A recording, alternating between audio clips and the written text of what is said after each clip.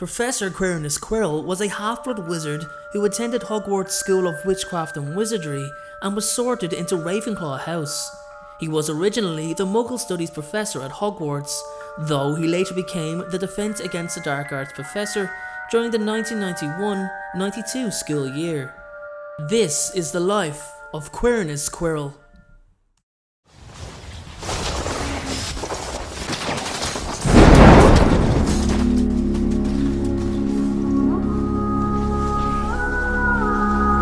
Quirinus Quirrell was born presumably on September 26, 1972 or earlier, somewhere in the British Isles, to at least one magical parent.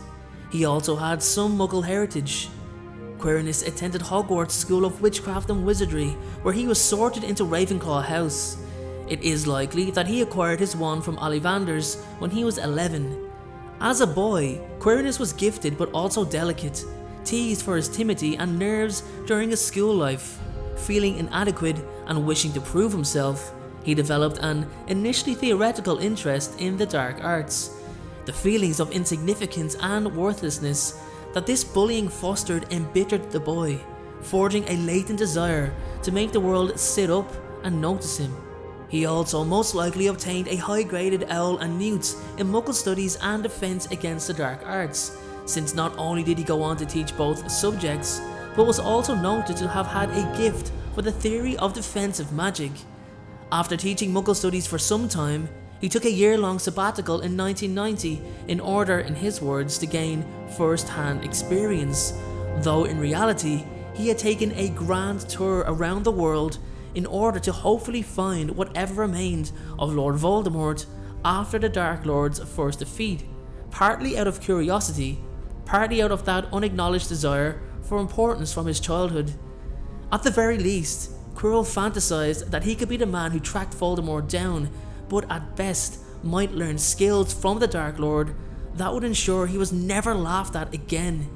His journey proved successful as he did indeed find Voldemort, though he was no match for the Dark Lord even in such a weakened state, and when he realized that Quirinus had a position at Hogwarts, Voldemort used his charisma to manipulate Quirrell to serve him.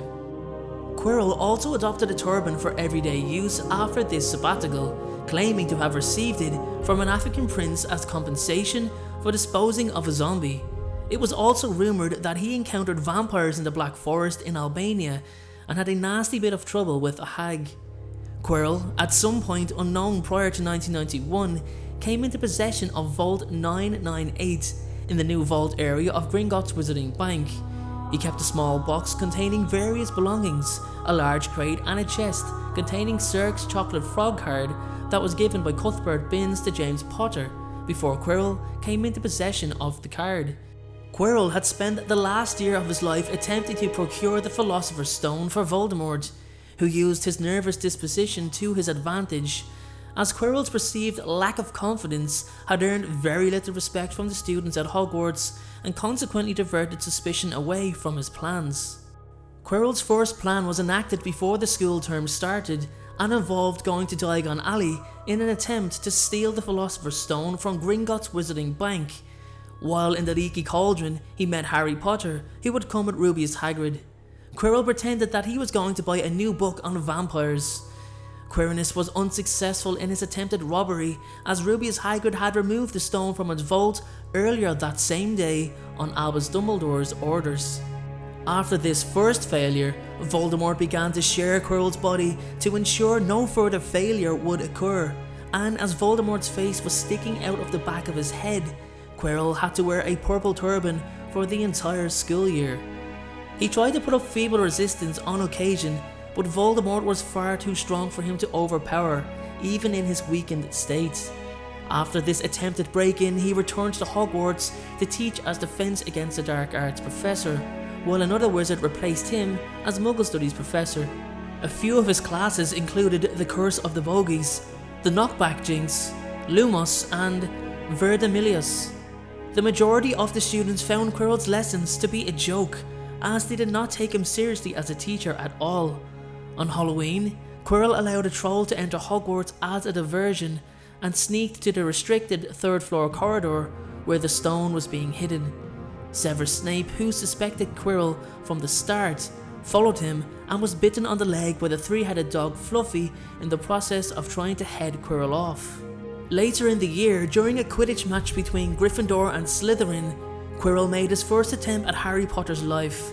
He jinxed Harry's broomstick to try and throw him off, but Severus Snape interfered again with the counter curse, though it was little effective.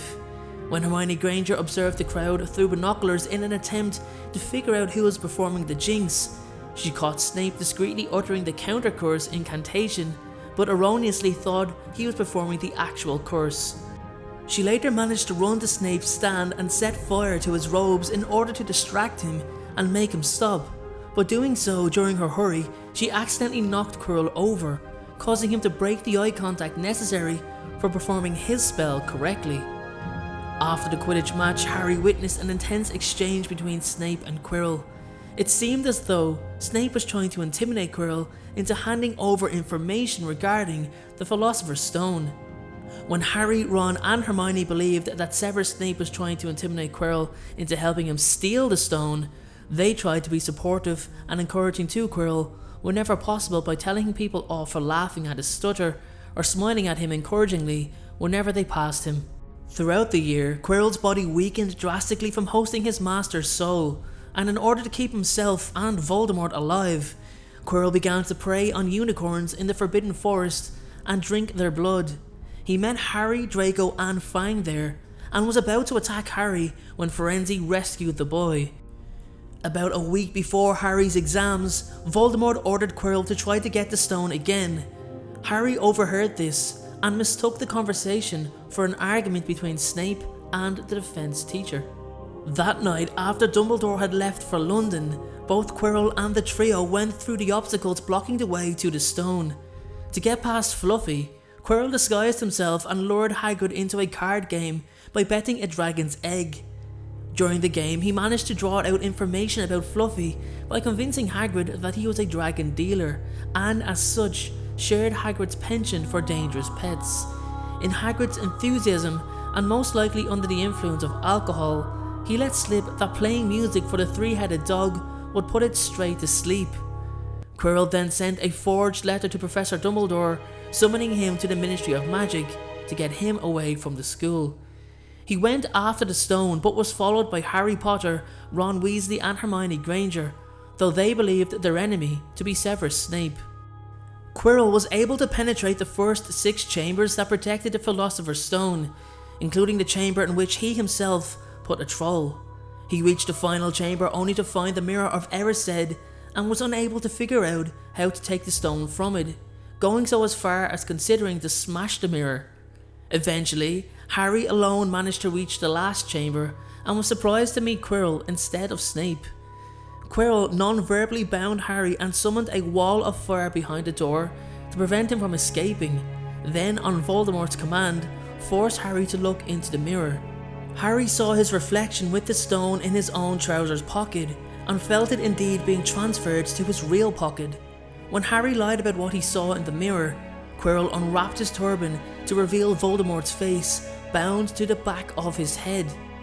Quirrell's life ended then when Voldemort forced him to attempt to murder Harry Potter, figuring out that Harry had the stone and being unable to persuade him to give it willingly.